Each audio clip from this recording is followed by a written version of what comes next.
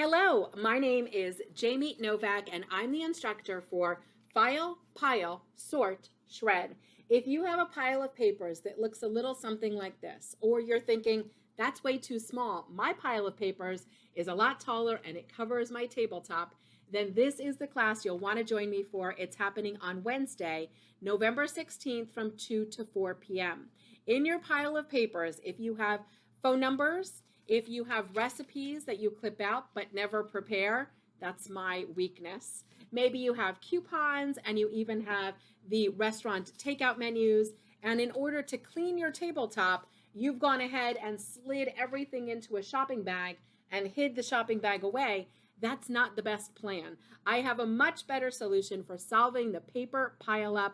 We're going to talk all about what to file, pile, sort, and shred on Wednesday, and that's going to be November 16th from 2 to 4 p.m. You'll make a retention schedule so you know what you have to hold on to and how long you have to hold on to it, how you can safely shred, get off of junk mail mailing lists, and what to do with all the magazines and greeting cards.